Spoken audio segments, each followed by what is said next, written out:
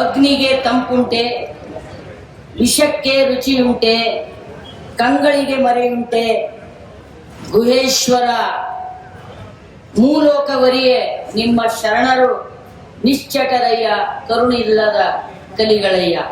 ಸ್ನೇಹಿತರೆ, ಭಾಳ ಹೆಚ್ಚು ಮಾತಾಡ್ಲಿಕ್ಕಿಲ್ಲ. ಈಗಾಗಲೇ ಎಲ್ಲ ಮಾತು ಕೇಳಿರಿ, ಎಲ್ಲವೂ ತಿಳ್ಕೊಂಡಿರಿ. ಪ್ರಶ್ನೆ ಇರೋದು ವಾಟ್ ನೆಕ್ಸ್ಟ್, ಮುಂದೇನು ಮಾಡ್ಬೇಕು ಅನ್ನುವಂಥದ್ದು. ಈ ಹೋರಾಟವನ್ನ ಆತ್ಯಂತಿಕ ಗುರಿಯತ್ತ ಮುಟ್ಟಿಸ್ಬೇಕನ್ನೋದು ಮೊದಲನೇ ಕರ್ತವ್ಯ. ಈ ಹೋರಾಟ 1983ರಿಂದಲೂ ಕೂಡ, ಈಗ ಮಾತೆತ್ತಿದ್ರೆ ಅಲ್ಲಿ ಏನೇ ಹೇಳಿದ್ರು ಕೂಡ ಧರ್ಮಸ್ಥಳದ ಗುಲಾಮರಾಗಿಸ್ಕೊಂಡವರು, ಖಾವಂದರಿಗೆ ಪೂಸಿ ಹೊಡೆಯವರು, ಇದರ ಹಿಂದೆ ಕಮ್ಯುನಿಸ್ಟರು ಇದ್ದಾರೆ. ಇದರ ಹಿಂದೆ ಕಮ್ಯುನಿಸ್ಟ್ ಇದ್ದರೆ ಹಿಂದಲ್ರೋ ನನ್ನ ಮಕ್ಕಳೇ, ಮುಂದಿದ್ದೆವು. ಹಿಂದಲ್ಲ, ಹಿಂದಿ ಇರ್ಲಿಕ್ಕ ಗಾಂಧಿ ಹೊಡೆದವ ನಮ್ಮವ ಅಲ್ಲ ಅಂತ ಹೇಳಕ್ ನಾವೇನು RSS ದವ್ರ? ಮಾಡಾಕಳ್ತನ ನಾವು ಮಾಡಿ ಮತ್ತೊಬ್ರ ಬಾಯಿಗೆ ಬೆಣ್ಣಿ ಒರೆಸ್ಲಿಕ್ಕ ನಾವೇನು ಸಂಘ ಪರಿವಾರಿಗಳ? ಉರಿವರಲಿ ಸಿರಿವರಲಿ ಕೂಡಲ ಸಂಗಮ ದೇವನ ಎದುರು ಶರಣೆನ್ನದೆ ಮಾಡೆನು ಅನ್ನುವಂಥ ತಾತ್ವಿಕ ನೈತಿಕ ಬದ್ಧತೆಯನ್ನು ಇಟ್ಕೊಂಡಿರ್ತಕ್ಕಂಥವ್ರು. ಇವತ್ತು ಧರ್ಮಸ್ಥಳದಲ್ಲಿ ನಡೀತಿರ್ತಕ್ಕಂಥ ಈ ವಿಷಯ ಭಾವನಾತ್ಮಕವಾಗಿ ದಿಕ್ಕು ತಪ್ಪಿಸುವಂತ ಅವರ ಹುನ್ನಾರ ಇವತ್ತ ನಡೆಯುವುದಿಲ್ಲ ಅನ್ನೋದನ್ನ ಇಲ್ಲಿ ಕುಳಿತಿರ್ತಕ್ಕಂಥ ನೀವೆಲ್ಲರೂ ಸಾಕ್ಷೀಕರಿಸಿದ್ದೀರಿ. ಹೇಳ್ಬೋದು ನೀವು, ಇಷ್ಟು ದಿವಸ ಆಯ್ತು ಅಲ್ಲಿ ಕೊಲೆಗಳು ಬೀಳ್ತಾ ಇವೆ ಅಂತ ಹೇಳಿರಿ, ಹಾಗಾದ್ರೆ ಇಷ್ಟು ದಿವಸ ಯಾಕೆ ಸುಮ್ ಕೂತಿರಿ? ನಾವು ಸುಮ್ ಕೂತಿಲ್ಲ, ಇಷ್ಟು ದಿವಸ ಸುಮ್ ಕೂತಿಲ್ಲ. ಈ ಹಂತಕ್ಕೆ ಬರುವಲ್ಲಿ, ಈ ಹಂತಕ್ಕೆ ತರುವಲ್ಲಿ ಅವತ್ತಿನಿಂದ ಇವತ್ತಿನ ತನಕ ಇಲ್ಲಿರ್ತಕ್ಕಂಥ ಎಲ್ಲ ಸಂಗಾತಿಗಳು ಹೋರಾಟದ ಕಿಚ್ಚನ್ನ ನಿಗಿ ಕೆಂಡದಂತೆ ಜೀವಂತ ಇಟ್ಕೊಂಡು ಬಂದಾರ. ಹಾಗಾಗಿ ಇದು ಸ್ತಬ್ಧ ಆಗಂಗ್ ಕಂಡಿರ್ಬೋದು. ಒಂದು ಊದಾ ಕೊಳವಿ ತಗೊಂಡು ಫುಕ್ ಅಂತ ಉದ್ರ ಭಗ್ ಅಂತ ಬೆಂಕಿ ಹಚ್ಚುವಂಗ ಬೆಂಕಿಯನ್ನ ಇವತ್ತ ಜೀವಂತವಾಗಿ ಇಟ್ಕೊಂಡು ಬಂದಿದ್ದಾರೆ. ಹಾಲಿಗೆ ಕುದಿ ಬರ ತನಕ ಲೇಟ್ ಆಗ್ತದ. ಕುದಿ ಬಂದ ಬಳಕ ಉಕ್ಕಲ್ಕ ಟೈಮ್ ತಗೊಂಬಂಗಿಲ್ಲ. ಹೀಟಿಂಗ್ ಪಾಯಿಂಟ್ ಬಂದದ. ಈಗ ಹೀಟಿಂಗ್ ಪಾಯಿಂಟ್ ಬಂದ್ರು ನೀವು ಯಾರು ಬಂದ್ರು ಕೂಡ ಇವತ್ತು ನಿಂದ್ರಂಗಿಲ್ಲ. ಹಾಗಾದ್ರೆ ನೀವು ಅದ್ರಾಗ ಶಾಮೀಲ್ ಇಲ್ಲ ಅಂದ್ರ ಯಾಕೆ ಆರ್ಡರ್ ತಗೊಂಡ್ಬರ್ತೀರಿ? ಯಾಕೆ ಮಾತಿಗೆ ನಾವಲ್ಲ ಅಂತ ಹೇಳ್ತೀರಿ? ಸಂಗವ್ವ ನಿಂಗವ್ವ ಅಂತ ಇಬ್ರು ಇದ್ರಂತ. ಸಂಗವ್ವ ಬಡುತ್ತಿದ್ಲಂತ, ನಿಂಗವ್ ಸ್ವಲ್ಪ ಸೌಕಾರ ಇದ್ಲಂತ. ನಿಂಗವನ್ ಬಲ್ಲಿ ಚಲೋ ಸೀರೆ, ಹೊಸ ಸೀರೆ ತಂದಿಲ್ಲ. ಆ ನಿಂಗವ್ ಏನ್ ಮಾಡಿದ್ರು, ಸಂಗವ್ವ ಇವತ್ತು ಒಂದ್ ದಿವ್ಸ ನೀ ಸೀರೆ ಉಟ್ಕೊಂಡು ನಿನ್ ಮಗನ ಲಗ್ನ ಮಾಡಿ ನನ್ ಕೊಡುವಲ್ಲ. ಆಯ್ತು ಅಂತ ಆಕಿ ಉಟ್ಕೊಂಡ್ಲ. ಈಕೆ ಬಾಗ್ಲಾಗೆ ನಿಂತಳು, ನಿಂಗವ್ ಸೀರೆ ಕೊಟ್ಟಾಕಿ. ಹೊರಗಿನವ್ರು ಬಂದು ತಂಗಿ ಸಂಗವ ಹೇಳ, ಸಂಗಮ ಒಳಗಳ ನೋಡ ಅಲ್ಲಿ, ಈಗ ಇಲ್ವಾ ಆಕಿ ಉಟ್ಕೊಂಡು ಈಗ ಸೀರೆ ನಂದೇ ಅದ ನೋಡಂದ್ರ. ಆಕಿ ಒಳಗೋಗಿ ಅಯ್ಯ ನಿಂಗವ್ ಸೀರೆ ಉಟ್ಕೊಂಡಿದ್ದಂತಲ್ಲ ಹಂಗ ಅಂತ ಆಕಿ ಅಂದಳಂತ. ಆಕಿ ಸಿಟ್ಟು ಬಂತು. ಕುಡೋದ್ ಕೊಟ್ಟಿದ್ದಿ ಸೀರೆ, ನಾ ಏನು ಕೇಳಿಲ್ಲ ಬಿಟ್ಟಿಲ್ಲ, ಆದ್ರೂ ಸೀರೆ ಕೊಟ್ಟು ಬಂದವ್ರು ಎದುರಲ್ಲ ನಂದೇ ಸೀರೆ ಅಂತ ಹೇಳ್ತಿ ಅಂತ ಬೈದಳಂತೆ. ಹೇಳಲ್ ತಗೋ ಯವ್ವ ಅಂದಳಂತೆ. ಇನ್ನೊಬ್ಬಕ್ಕೆ ಬಂದಳಂತ, ಸಂಘವೆಲ್ಲ ಒಳಗಳ ನೋಡ ವಿಚಾರ ದಮ್ಮ, ಆಕಿ ಉಟ್ಕೊಂಡಿದ್ ಸೀರೆ ನಂದು ಅಲ್ಲೋ ನೋಡೋದು ಅಂದಳು. ಆಕಿ ಉಟ್ಕೊಂಡಿದ್ ಸೀರೆ ನಂದು ಅಲ್ಲಕತ್ತಾಳ ಅಂದ್ರೆ ಆಕಿಂದ ಉಟ್ಕೊಂಡಿದ್ ಕಾಣಿಸ್ತದ, ಅದಕ್ಕೆ ಹೇಳ್ಕತ್ತಾಳ ನೋಡು ಅಂದಳಂತ. ಆಕಿ ಅಂದಳಂತ, ಕೋಡಿ ಉಟ್ಕೊಂಡಿ ಸೀರೆ ನಂದು ಅಲ್ಲ ಅಂತ ಹೇಳಪ್ಲೆ ಮಾಡಿ ನಂದೇ ಸೀರೆ ಅದಂತ ಹೇಳ್ಬೇಕಂತ ಮಸಲಾತಿ ಮಾಡಿದ್ದನ್ನು ಕೊಳಕ ಯಾಕೆ ಕೊಟ್ಟಿದ್ ನನಗೆ ಸೀರೆ ಅಂತ ಬೈದಳಂತ. ಏವ ಅದನ್ನು ಹೇಳತ್ತವ್ರ ಏವ ನಿನ್ ಕೈ ಮುಗಿತೀನಿ ಅಂದಳಂತ. ಅಂದ್ ಹೋಗೋಣ ಇನ್ನೊಬ್ಬಕ್ಕೆ ಬಂದಳಂತ. ಸಂಘವೆಲ್ಲ ಕಲ್ಲಿ ಹೇಳ ನೋಡಂತ. ಆಕೆ ಹೋದಳ ಜರದಮ್ಮ, ಆಕೆ ಉಟ್ಕೊಂಡು ಸೀರೆ ಯಾರ್ದದ ನಂಗೆ ಗೊತ್ತಿಲ್ಲ ನೋಡವ ಅಂದಳಂತ. ಮೊದಲು ಕೇಳಿದಾಗ ನಂದು, ಆಮೇಲೆ ನಂದಲ್ಲ ಅಂದ್ರು. ಯಾರ್ದೇನವ ನನಗೆ ಗೊತ್ತಿಲ್ಲ ನೋಡು, ಮತ್ ನಂದೇ ಅಂದಿ ಅಂದಳಂತ. ಹಂಗ ಇವ್ರು ಗ್ಯಾಗ ಆಡ 10 ಲಕ್ಷ ಕೊಟ್ಟು 50 ಲಕ್ಷ ಕೊಟ್ಟು 20 ಲಕ್ಷ ಕೊಟ್ಟು ಗ್ಯಾಗ ಆಡ ತಂದು ಸಂಘವನಂಗ ಮಂಗ್ಯಗಳು ಹಾಕಿ ಕುಂತ್ರಿ. ಆ ಮಂಗ್ಯಗಳಿಗೆ ಏನ್ ಮಾಡ್ಬೇಕಂದ್ರೆ ಧರ್ಮಸ್ಥಳದ ಮಂಜುನಾಥನ ಮೇಲೆ ಭಕ್ತಿಯನ್ನು ಕಡಿಮೆ ಆಗಿಲ್ಲ ಜನರದು. ಮಂಜುನಾಥ ನಮಗೆಲ್ಲರಿಗೆ ಹೇಳಕತ್ತಾನ, ಹಗಲ ರಾತ್ರಿ ಬಂದು ಈ ಕಳ್ಳರ ದುಷ್ಟರ ನೀಚರ ರಕ್ತ ಸಿಕ್ತ ಕೈಗಳಿಂದ ನನ್ನನ್ನು ಬಿಡಿಸ್ಕೊಳ್ರಿ ಭಕ್ತರೇ. ಇಷ್ಟು ದಿವಸ ನಿಮ್ಮ ರಕ್ಷಣೆ ನಾ ಮಾಡಿದ್ದೀನಿ ಭಕ್ತರೇ, ಒಂದು ಸಲ ನನ್ನ ರಕ್ಷಣೆ ನೀವು ಮಾಡಿರಿ ನನ್ನ ಭಕ್ತ ಕೋಟಿಗಳೇ. ಇದು ಕಾರಣ, ಲಕ್ಷಕ್ಕೊಬ್ಬ ಭಕ್ತ ಕೋಟಿಗೊಬ್ಬ ಶರಣ. ಹೀಗಾಗಿ ಇವತ್ತು ಮಂಜುನಾಥನ ಮೇಲಿನ ಭಕ್ತಿಗೆ ಕೊರತೆ ಇಲ್ಲ. ಇಷ್ಟು ದಿವಸ ಹೇಳುತ್ತಿದ್ರು ಧರ್ಮಸ್ಥಳ ಇಷ್ಟು ಶ್ರೀಮಂತ ಆಗ್ಲಿಕ್ಕೆ ಕಾರಣ ಉತ್ತರ ಕರ್ನಾಟಕ. ನಮ್ಮೂರಿನ ಮಂದಿ ಬಂದ್ರೆ ರೊಕ್ಕ ಹಾಕ್ತಾರೆ ಅಷ್ಟು ಮಂದಿ. ನಮ್ಮೂರಿನ ಮಂದಿ ಮುಗ್ಧರು. ನಮ್ಮ ಉತ್ತರ ಕರ್ನಾಟಕ ಜನ ಭಕ್ತಿ ಪರಾಧೀನರು. ಭಕ್ತಿಗಾಗಿ ತಮ್ಮ ಪ್ರಾಣವನ್ನಾದ್ರೂ ಬೇಕಾದ್ರೂ ಕೊಡ್ತಾರೆ. ಭಕ್ತಿಗೆ ಚ್ಯುತಿ ಬಂದರೆ ಪ್ರಾಣ ಬೇಕಾದರೂ ಕೂಡ ತಗೋತಾರೆ. ಹಂಗಂತೇಳಿ ನಾವು ಕೊಲೆಗಡಕರಲ್ಲ. ಆರ ಮನೆಗೂ ನಮ್ಮನೇನು ಮಾಡುವರು, ಊರ ಮನೆಗೂ ನಮ್ಮನೇನು ಮಾಡುವರು. ನಮ್ಮ ಕುನ್ನಿಗೆ ಕೂಸು ಕೊಡಬೇಡ, ನಮ್ಮ ತೊಡಗಂಗೆ ಹೊನ್ನ ತಳಿಗೆ ನಿಕ್ಕಬೇಡ. ಆನಿ ಬಿಚ್ಚಳನ ಲೋಕ ಕಂಜುವನೆ, ಆನೆಯ ಮೇಲೆ ಹೋಹನ ಶ್ವಾನ ಕಚ್ಚಬಲ್ಲುದೇ ಅಯ್ಯ ಕೂಡಲ ಸಂಗಮ ದೇವನ ರಾಜ ತೇಜದಲ್ಲಿಪ್ಪದಾಗಿ ಅನ್ನುವಂತಹ ಸಂದರ್ಭದಲ್ಲಿ ಸ್ನೇಹಿತರೆ, ಇವತ್ತು ಈ ಹೋರಾಟವನ್ನ ಪ್ರತಿ ಹಳ್ಳಿಗೆ ಮತ್ತು ಜಿಲ್ಲೆಗೆ ತಗೊಂಡು ಹೋಗ್ಬೇಕಾಗಿದೆ. ಪ್ರಕಾಶ್ ಅವರು ಹೇಳಿದ ಹಾಗೆ ಜನರಿಗೆ ಗೊತ್ತಿಲ್ಲ. ಜನ ಅನೇಕ ತಪ್ಪು ಅಭಿಪ್ರಾಯದಲ್ಲಿದ್ದಾರೆ. ಯಾಕಂದ್ರೆ ದಿನನಿತ್ಯ ನಮ್ಮ ಮೀಡಿಯಾದ ಮಹಾಶಾಯರು ಜನರನ್ನ ಭಾವನಾತ್ಮಕವಾಗಿ ದುರ್ಬಳಕೆ ಮಾಡುವಂತಹ ಒಂದು ದೊಡ್ಡ ಷಡ್ಯಂತ್ರ ರೂಪಿಸ್ತಾ ಇರೋರು ಅವರು. ಮಟ್ಟಣ್ಣವರ ಟೀಮ್ ಅಲ್ಲ. ಮಟ್ಟಣ್ಣವ್ರು ಹೇಳಿದ್ರು, ನಾನೊಬ್ಬ ಬಿಜೆಪಿಯವನಾಗಿಯೂ ಕೂಡ ನನ್ನನ್ನು ಕರೆದಿದ್ದೀರಿ.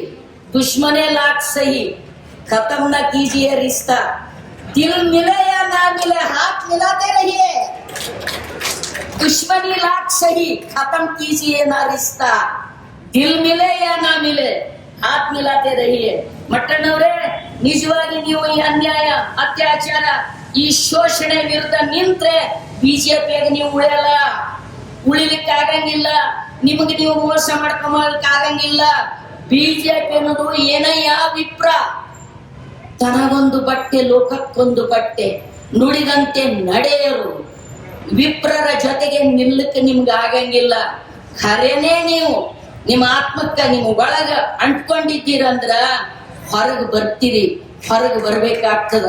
ವಂಚನೆ ಮಾಡ್ಕೊಳಕ್ ಆಗಂಗಿಲ್ಲ, ವಂಚನೆ ಮಾಡ್ಕೊಳಕ್ ಆಗಂಗಿಲ್ಲ. ಪ್ರಶ್ನೆ ಇಷ್ಟೇ, ಇವತ್ತು ಈ ದುಷ್ಟರನ್ನ ಕಳ್ಳರನ್ನ ರಕ್ಷಣೆ ಮಾಡ್ತಕ್ಕಂಥ ಪಡೆ ಯಾವ, ಆ ಪಡೆಗೆ ಗುರಿ ಇಡಬೇಕಾಗ್ತದೆ.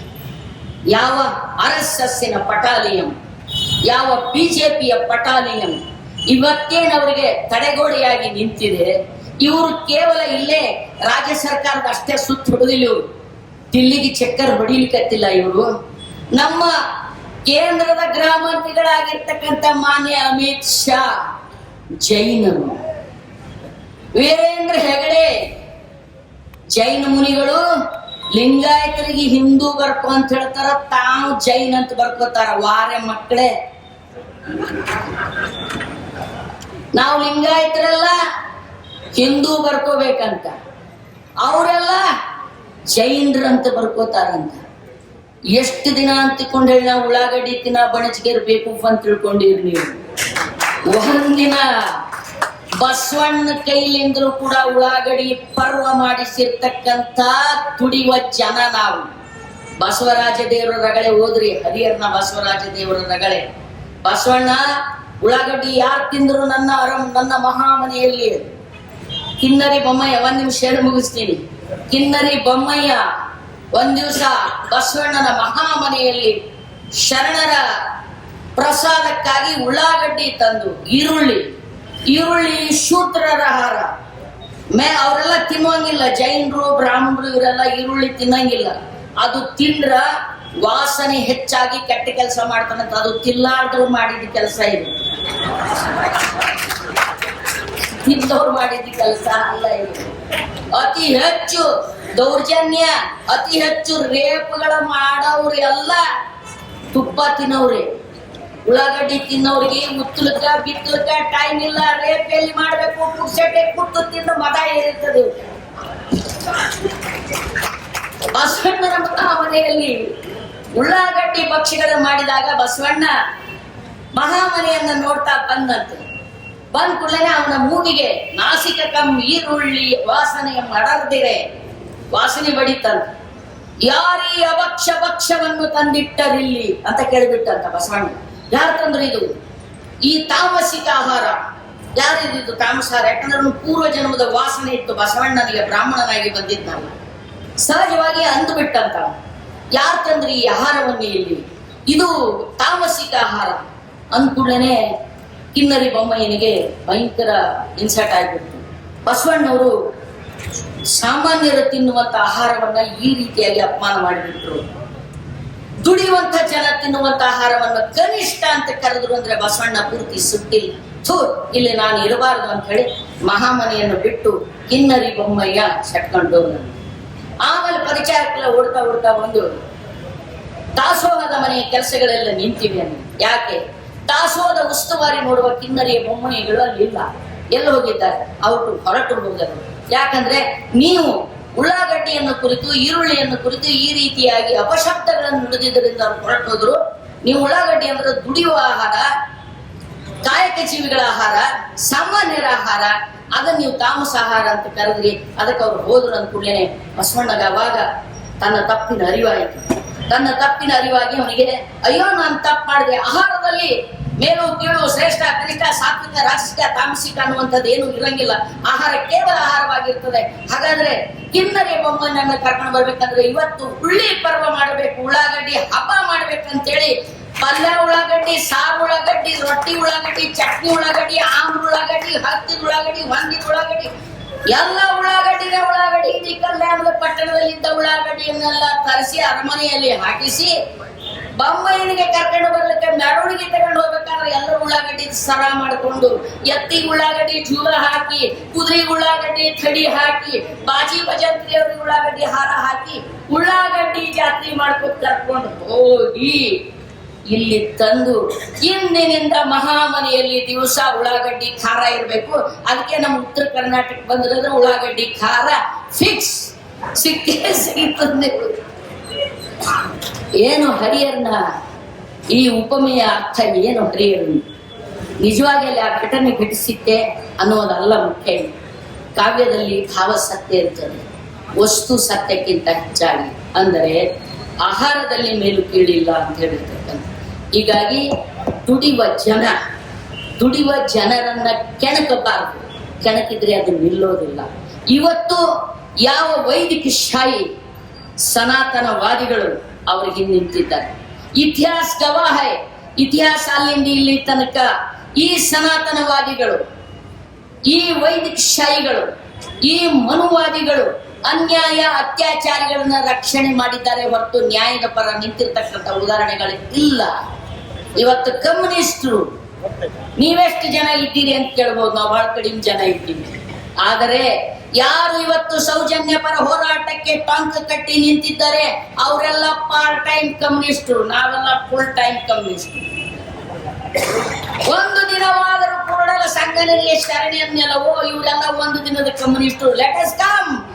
ಒಂದಿನ ಆದ್ರೂ ನಮ್ ಜೊತೆ ಬರ್ತಿರಲ್ಲ, ಮುಗಿದೋಯ್ತು ಅಷ್ಟರ ಮಟ್ಟಿಗೆ. ಹೀಗಾಗಿ ಸ್ನೇಹಿತರೆ, ಇವತ್ತು ಈ ಹೋರಾಟ ಇದೆಯಲ್ಲ, ಈ ಹೋರಾಟಕ್ಕೆ ತಾರ್ಕಿಕ ಅಂತ್ಯ ಮುಟ್ಟಿಸ್ಬೇಕು ಅಂದ್ರೆ ಇಡೀ ಹಳ್ಳಿಗೆ ಇದು ಗೊತ್ತಾಗ್ಬೇಕು ಅನ್ನುವ ಕಾರಣಕ್ಕಾಗಿನೇ ಅವರಿಗೆ ಹರಿದು ಬರ್ತಕ್ಕಂಥ ರೊಕ್ಕ ನಿಂತಿತ್ತು ಅಂದ್ರ ಅರ್ಧ ಸ್ವಕ್ ಅಡಗ್ತದ. ಆ ಹರಿದು ಬರಂತ ರೊಕ್ಕ ನಿಂದಿರ್ಬೇಕು ಅಂದ್ರ ನಮ್ಮ ಭಾಗದ ಜನರಿಗೆ ಇದು ಅರಿವಾಗ್ಬೇಕಂತ ಹೇಳಿ ಇದೇ ತಿಂಗಳ 28ನೇ ತಾರೀಕಿಗೆ ಕಲಬುರಗಿ ಒಳಗ ಒಂದ್ ದೊಡ್ಡ ಸಮಾವೇಶ. ಯಾರ್ಯಾರು ನೀವು ಬರ್ತೀರಿ ನಮ್ಮ ಊರಿಗೆ ಬರ್ರಿ. ಇಲ್ಲಿ ಯಾರಿಗೆ ಮಾತಾಡ್ಲಿಕ್ಕೆ ಟೈಮ್ ಸಿಕ್ಕಿಲ್ಲ, ಅಲ್ಲಿ ದಿನ ಮುಂಜಾನೆ ಚಂತನ ಟೈಮ್ ಕೊಡ್ತೇವೆ, ಬರ್ರಿ. ಅಲ್ಲಿ ಬಂದು ಇಲ್ಲಿ ಏನೇನ್ ನಡೆದ ಅದೆಲ್ಲ ಹೇಳ್ಬೇಕು. ನಾವು ಹೋರಾಟಕ್ಕೆ ಟೊಂಕ ಕಟ್ಟಿ ನಿಂತಿದ್ದೇವೆ. ಇದನ್ನ ಪ್ರಾರಂಭ ನಾವು ಮಾಡಿದ್ದೇವೆ, ಇದರ ಮುಕ್ತಾಯನು ಕೂಡ ನಾವೇ ಮಾಡಬೇಕಾಗ್ತದೆ. ಕೊನೆಯ ಮಂಗಳಾರತಿ ಪದ, ಕೊನೆಯ ಮೂಳೆಯು ಕೂಡ ನಾವೇ ಹೊಡಿಬೇಕಾಗ್ತದೆ, ಹೊಡಿತೇವು. ಆದರೆ ಈ ದೇಶದ ಪ್ರಜ್ಞೆ ಇದೆಯಲ್ಲ, ಈ ದೇಶದ ದುಡಿಯುವ ಪ್ರಜ್ಞೆಯನ್ನ ಎಚ್ಚೆತ್ತವರೆಗೆ ಮಾತ್ರ ಒಂದ್ ಸ್ವಲ್ಪ ಟೈಮ್ ತಗೋತದೆ. ಒಂದ್ಸತಿ ಎಚ್ಚೆತ್ತರೆ ಇದು ನಿಲ್ಲುವುದಿಲ್ಲ. ಇದೊಂದು ಪ್ರಭಾವ, ಇದೊಂದು ಹೋರಾಟ. ಇವತ್ತು ಆ ಖಾವಂದರರು ಏನಿದ್ದಾರೆ, ಆ ಖಾವಂದರಿಗೆ ಅಂಗಾಲು ಹಿಡ್ಕೊಂಡು ಹಳ್ಳೆತ್ತಿ ತನಕ ಖಾರ ಹತ್ತಿದ್ದಕ್ಕಾಗಿನೇ ಅವರು ಇಲ್ಲದ ಸೋಗುಗಳ ತೆಗಿತಾ ಇದ್ದಾರೆ. ನಾವು ಹೇಳ್ತಾ ಇದ್ದೀವಿ, ನಿಮ್ಮ ಗುಣಕ್ಕೆ ಮುನಿಯುತ್ತೇವೆ, ನಿಮಗಲ್ಲ, ನಿಮ್ಮ ಗುಣಕ್ಕೆ ಮುನಿಯುತ್ತೇವೆ. ಇವತ್ತು ನೀವು ಮಾಡಿದ ತಪ್ಪನ್ನು ಒಪ್ಪಿಕೊಂಡು ತಪ್ಪಿಗೆ ಶಿಕ್ಷೆಯನ್ನು ಪಡೆದು ನಿರ್ಮೂಲಾಗಿ ನಿಂತಿರಿ. ಎಂಥ ಶ್ರೇಷ್ಠವಾಗಿರ್ತಕ್ಕಂಥ ಜೈನ ಧರ್ಮ. ನಿಜವಾಗಿ ಜೈನ ಧರ್ಮದ ಫಿಲಾಸಫಿಯನ್ನು ಓದ್ಬೇಕು. ವೈದಿಕರಿಗೆ ಮೊಟ್ಟ ಮೊದಲು ಶಟ್ ಹೊಡೆದು ನಿಂತಿರ್ತಕ್ಕಂಥದ್ದೇ ಭಾರತದೊಳಗ ಜೈನ ಧರ್ಮ. ನಾಸ್ತಿಕ ಧರ್ಮ ಮೊಟ್ಟ ಮೊದಲು ವೈದಿಕರಿಗೆ ಶಡ್ ಹೊಡೆದು ನಿಂತಿರ್ತಕ್ಕಂಥದ್ದು. ಅದು ಅವರಿಗೆ ಗೊತ್ತಿಲ್ಲ. ಹೀಗಾಗಿನೇ ಅವರ ಜೊತೆ ಕೂಡಾವಳಿ ಮಾಡಿಕೊಂಡಿದ್ದಾರೆ. ಜೈನರು ವೈದಿಕರೊಂದಿಗೆ ಕೂಡಾವಳಿ ಮಾಡಿಕೊಂಡು ತಮ್ಮ ಮೂಲದ ತತ್ವ ಸಿದ್ಧಾಂತವನ್ನೇ ಮರೆತು ಬಿಟ್ಟಿದ್ದಾರೆ. ಆದರೆ ನಾವು ಆ ಸಿದ್ಧಾಂತವನ್ನು ಯಾವತ್ತೂ ಮರಲಿಕ್ಕೆ ಸಿದ್ಧವಿಲ್ಲ. ಆದ್ದರಿಂದ ತಪ್ಪಿತಸ್ಥರಿಗೆ ಶಿಕ್ಷೆ ಆಗಲೇಬೇಕು. ಆ ಶಿಕ್ಷೆ ಮಂಜುನಾಥನ ರೂಪ. ನೀವು ಮಂಜುನಾಥನ ಹೇಗಿಲ್ಲ, ನಮ್ಮೆಲ್ಲ ಹೋರಾಟಗಾರರ ಮೈ ಮನ ತುಂಬ ಓತಪ್ರೇತವಾಗಿ ತುಂಬಿಕೊಂಡು ಇವತ್ತು ನಾವೆಲ್ಲ ಜೀವಂತ ಮಂಜುನಾಥಗಳು. ತಿಳ್ಕೋರಿ ನೀವು. ಅವ್ರನ್ನ 3 ಮಂದಿಗೆ ಹೇಳ್ಬೇಕಾಗಿಲ್ಲ, ಅಲ್ಲಿ ಹೋಗೋಣ ಧರ್ಮಸ್ಥಳಕ್ಕೆ ನಾವೇ ಮಂಜುನಾಥ. ನಮ್ಮ ಹೋರಾಟಕ್ಕೆ ರೊಕ್ಕ ಕೊಡು, ಅದೇ ನೀ ಹಾಕ ಹುಂಡಿ ರೊಕ್ಕ ಅಂತ ಹೇಳಿ ನಮ್ಮ ಜನರಿಗೆ ಹೋರಾಟದ ಕಡೆ ಎಳ್ತರೋಣ. ಇದನ್ನೊಂದು ತಾರ್ಕಿಕ ಅಂತ್ಯಕ್ಕೆ ಮುಗಿಸೋಣ ಅಂತ ಹೇಳಿ ನಾನು ಮಾತು. ನಮಸ್ಕಾರ. ಧನ್ಯವಾದಗಳು. ಸಮಾರಂಭದ ಮಾತುಗಳು ಮಾಡಿದ ಮೀನಾಕ್ಷಿ ಬಾಳಿ ಅವರಿಗೆ ಅವರ ಮಾತುಗಳು ನಮಗೆಲ್ಲರಿಗೂ ಕೂಡ ಮತ್ತೆ ಹೊಸ ಸ್ಫೂರ್ತಿಯನ್ನ ಕೊಟ್ಟಿದೆ. ಹೋರಾಟ ಮುಂದುವರಿತದೆ.